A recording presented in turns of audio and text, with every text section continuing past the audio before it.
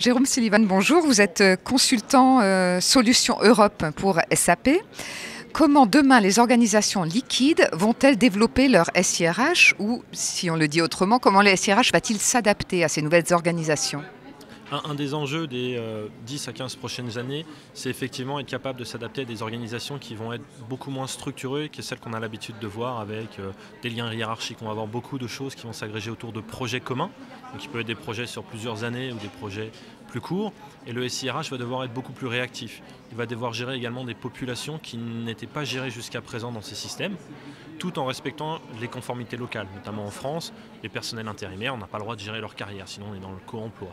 Donc on va avoir un enjeu de vision talent RH versus également être capable de respecter l'ensemble des lois. Donc on va devoir finalement être capable de gérer à la fois des aspects très ressources, mais personnels flexibles, et des aspects très humains, donc des vraies ressources humaines, et c'est vraiment ça que le SIRH de demain va devoir être capable de faire.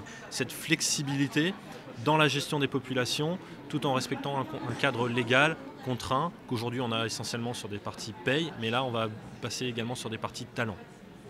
Donc ça, ce sera la nouveauté concernant l'organisation. Concernant maintenant toutes ces données que l'on va récolter ces prochaines années, que va-t-on en faire? Comment vont-elles être traitées? Quel va être un peu l'enjeu pour les entreprises, les ressources humaines notamment? Alors c'est non seulement un enjeu, mais c'est également un vrai bénéfice de finalement devoir gérer toute cette force de travail complète, pas uniquement les personnels permanents.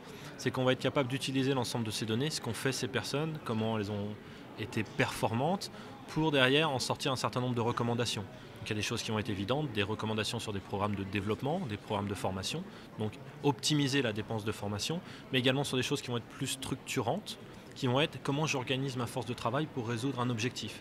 J'ai besoin de développer ou de lancer une nouvelle offre. Est-ce que j'ai besoin de gens permanents? Est-ce que j'ai besoin de gens temporaires?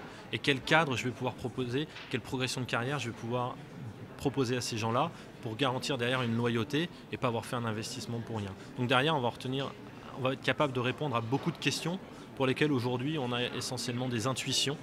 Et maintenant, avec l'aide du big data et des outils technologiques qui sont derrière, on va être capable d'avoir des réponses simplement. Poser des questions en langage naturel et obtenir des réponses qui vont être contextualisées par l'historique des données qu'on aura su récupérer. Donc la stratégie gagnante de demain, ce sera donc celle qui prendra en compte tous ces éléments dès aujourd'hui, d'après vous? Oui, la stratégie gagnante demain pour les entreprises, c'est vraiment être capable de gérer la total workforce, donc la force de travail complète, exhaustive, en allant également jusqu'aux anciens, les alumni, pour les intégrer dans le réseau, pour derrière en sortir qu'est-ce qui marche pour ma société. Donc contextualiser des pratiques ou des benchmarks globaux à un niveau opérationnel pour pouvoir être sûr de réussir dans mon contexte et dans ma culture. Merci beaucoup. Merci.